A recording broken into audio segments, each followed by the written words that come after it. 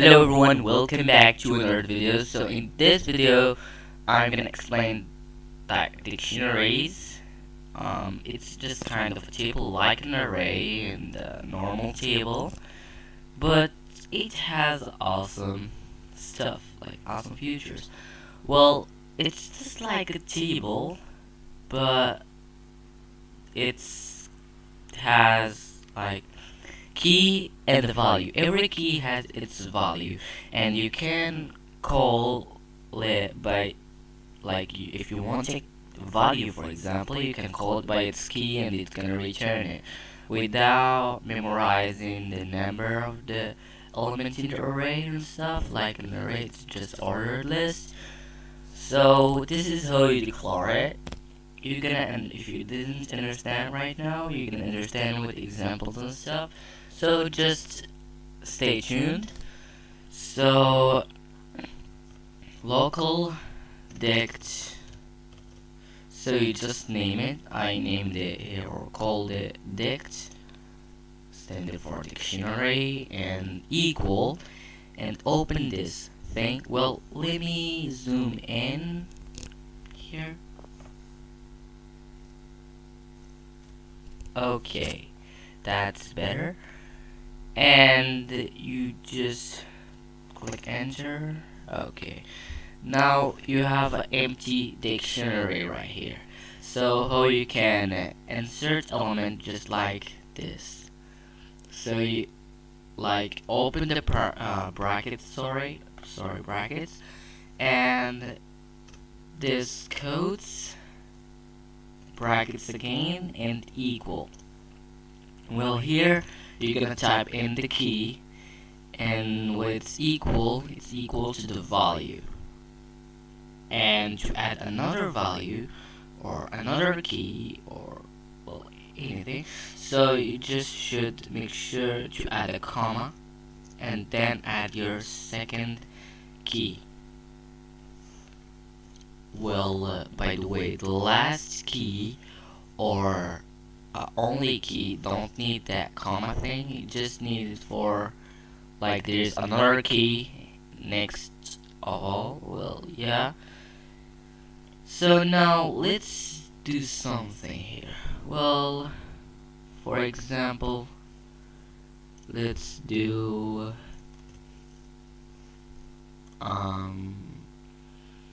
grass maybe, just like that, equal.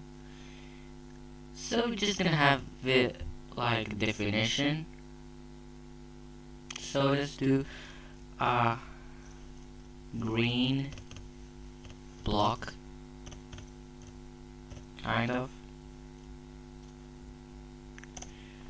just for demonstration right here. I have a better example, but not for now. And I should add the comma there, and I'm gonna add, for example, stone.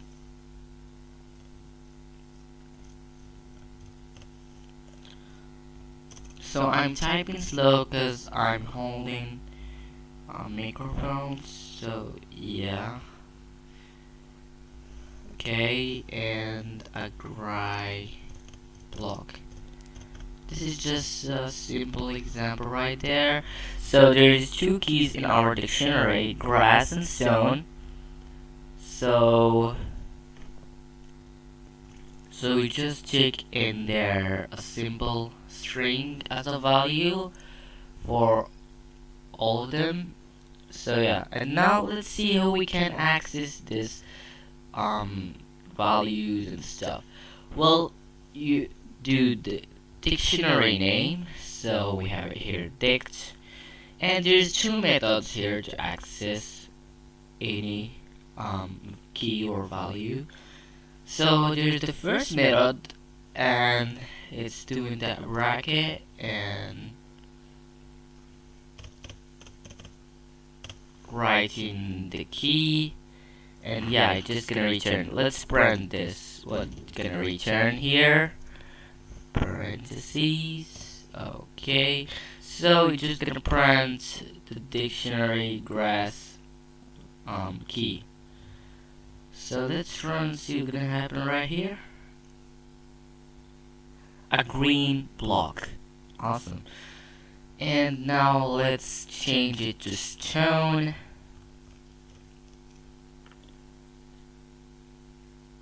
A gray block. Okay, so now you've seen the first method of accessing and editing properties. Well, editing, it's the same thing. You just actually, I'm gonna hold that microphone down so I hope you can hear. So anyway, so you can do just like this. Dict grass equal, so you can set it like another or a noun, for example. Okay, and you can print dict grass again.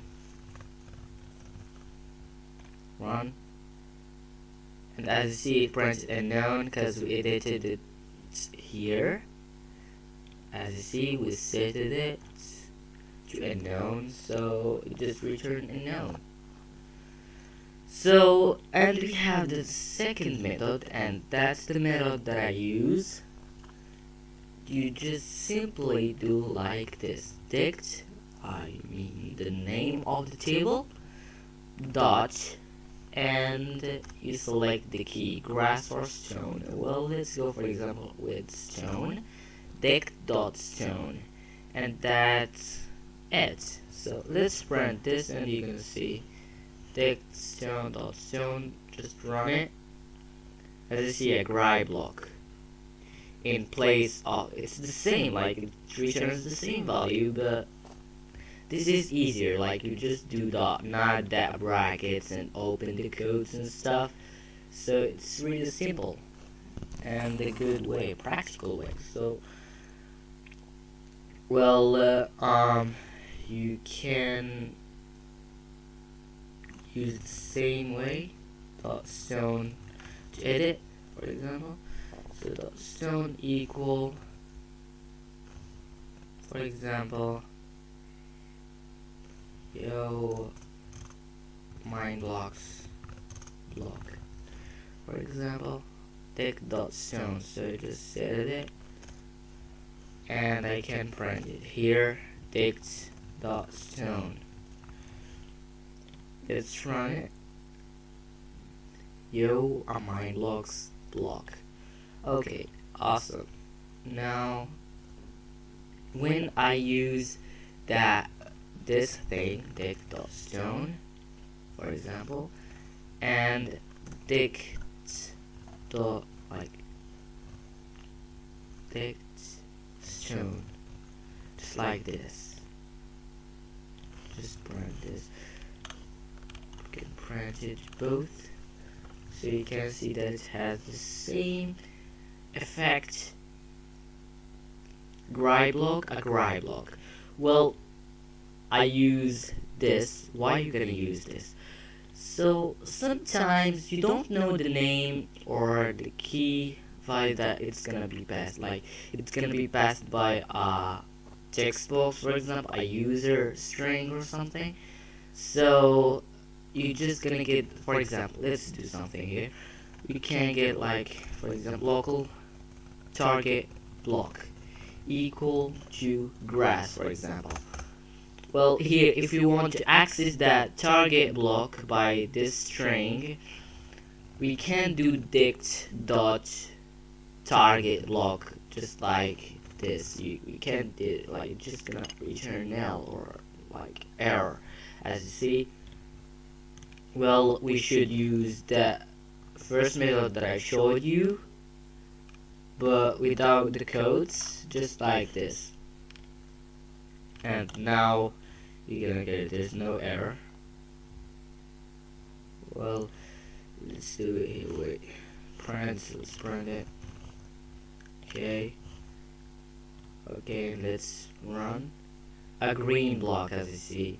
So if we did it like the second way, just gonna error or null, as you see, null, because we're trying to access a key that it's called target block and it's not here. It's not just a variable, it's like you mean like a key, but it's not a key.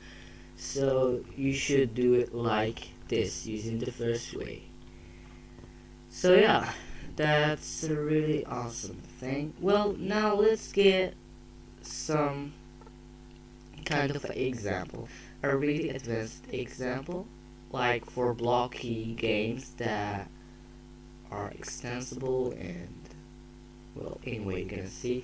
For example, we have a dictionary that it has all our blocks. It holds all our blocks. Okay, so we're gonna name the first block. It's called grass, for example, as we did earlier, equal to another dictionary, as you see. And that dictionary has keys. First of all, for example, the color, just like that, or actually break color. Let's do break color equal to break color dot new. Well, let me zoom out. Okay, break color dot new. Let's do green, bright green. Okay, and size equal vector tree dot new 444. Okay, by the way, you should not forget that comma, like this. And yeah, I made my first block. So how I can make the second block, you're just gonna get this block copied with Control C and paste it again, Control V, and make sure to add a comma right there because you're adding another key. And let's call, for example, stone, and here I'm gonna change the color or break color to gray, light stone gray. Okay, and maybe I can add even like another thing like comma. Let's do here, for example, water, break color equal break color dot new light stone gray, size equal vector tree dot new 4x4x4, and let's add another thing. It's called material. So you're just gonna change the material property to dot material dot, well, let's do foil.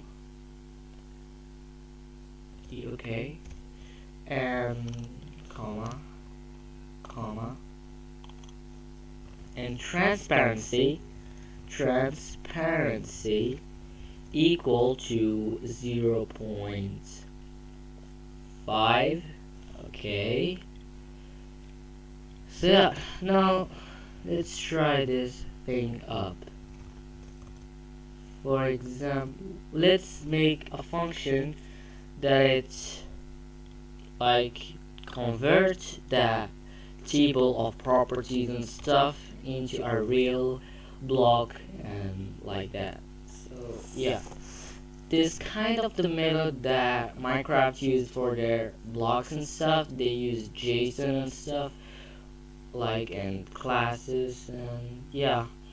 But we here in Lua we use dictionaries, and maybe we use server storage, like we just put in ready blocks and stuff. But I like this way. It's just like OP, like OOP, object oriented programming, kind of. So yeah, anyway, that was just extra info right there. So now let's make our function that it extend. I'm gonna call it extend, and you should give it the part to extend, and the block name, just like this. Okay, so here what we're gonna do, we're gonna loop through the block name, like we're gonna find the block from this table of blocks by the block name, and then we're gonna loop through all its properties and check if there is that properties in the part, and if there is, then we're gonna set the values in that table into our part. So you're gonna see how. So for key comma value in pairs, blocks do, well, not actually really, well, wait, actually let's just do control Z blocks, and we're gonna access the block name. So as you see, for key comma value in pairs blocks block name do. I explained this loop in a previous episode, so you can check it out. I have a playlist called Learn Lua. So yeah, anyway, for key comma value in pairs blocks block name do. So here we're gonna loop through every property. So if part have the key that like have the property, like it's not equal to nil, so if that property or that key exists in our part, then we're gonna set it. So part key part, well, I'm writing in English, okay, let's set part key equal to value. Okay, now let's try that thing up. Let's make, for example, a part, well, I'm just gonna remove this base plate, delete. Okay, I'm gonna make a new part. I'm gonna go to the script and then just use that extend function to our part. So as you see, our part is standard, there's nothing really fancy on it. Let's extend, for example, this part to be kind of water thingy. So extend workspace dot part comma, and the block name, let's choose water for now. Okay, and let's run it up. Let's see, it falls up down. Let's do in card. Let's add in card here. Or we can add it like directly, but it's okay. We can add it here just to make sure you understand everything what's happening. Okay, and as you see, you have a kind of a water block right here. Awesome. Now let's try to let's try the other blocks, grass and stone. By the way, I'm gonna copy this line just to make sure they are in card. So by the way, we can use another trick to like get this down, like just repeating the same property again and again for every block. We can do just a generic block property and extend to it, and then just extend to it to its custom block. So we're gonna see how to do it, but now let's just do stone, for example, run, and we have a stone, kind of a stone block. See, limestone, dry, and plastic. Because here we didn't set the material, we just didn't. Well, anyway. Okay, now let's run and see our grass block. Let's actually add for it material, just for it to be more realistic. By the way, Control C to copy and Control V to paste. Okay, so material.foil, material.grass. Okay, as you see, we have a cute grass block right here. Awesome. So yeah, that just was a good example right there, and this function can help a lot of games actually. Just for you to know, and by the way, you learn too that you can access the properties of an instance using the brackets too, not just the dot thingy. So yeah, that was an awesome thing right there. By the way, you can add another properties like outside the table structure. How? You can just do blocks the, for example, blocks the grad or actually the stone. By the way, first of all, let me show you the stone block before adding that thing. Let me show you the stone, click stone, run. So as you see, this is how it is right now. Now we want to add a material, like a material for that stone block, like, and we don't want to touch the structure, this structure, like, so you can add it just like this: blocks the stone dot material equal to enum the material the stone. Well, there's no stone actually. Well, we're gonna go with slate. Okay. And now let's run this. Okay, as you see, we have a material right now. We didn't like added the property in the structure, like in the table directly. We just set it directly, like from the outside of the table structure. And yeah, by the way, we can, like, if we did it after that extending, it doesn't gonna work because you instantiated the block and then you just materialize it, and that doesn't gonna work with you. Just if you add another kind of block, for example, let's use another block. For example, let's control D for duplicate the thing, and I'm gonna move it, and I'm gonna call it, for example, part 2, and then stone. So the first block, like part, it's gonna have a stone, it's gonna have stone block, but there's no material in this line. But here we change the material, and then we set it the part to the stone again. So yeah, as you see, this is what we have. The first one, it doesn't have that material, and the second one have a material. Okay, awesome. So that was it for this episode. Thank you for watching. By the way, make sure to check out my playlist that is called Learn Roblox. You can find it in my playlist thingy.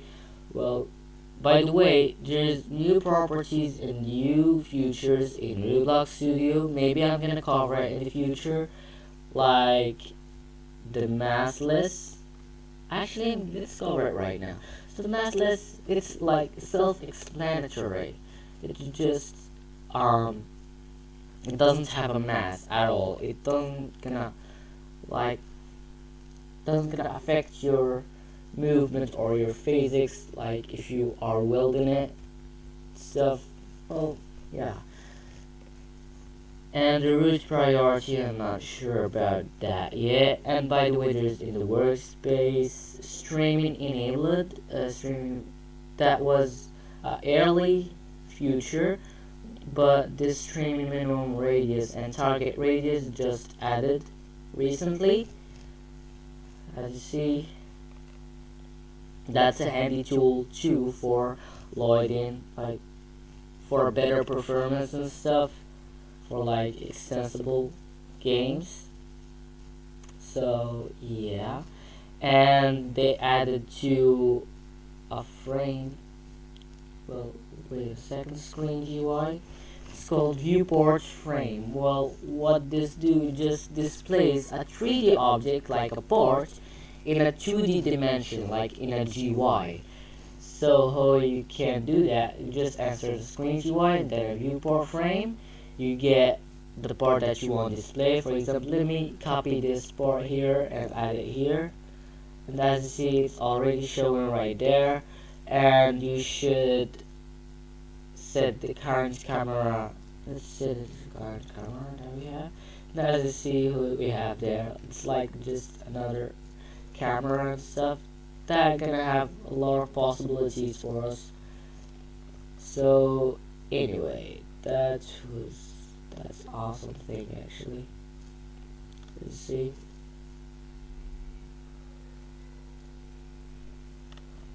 So yeah, that was it for the episode of today or the video of today. Thank you for watching and see you later.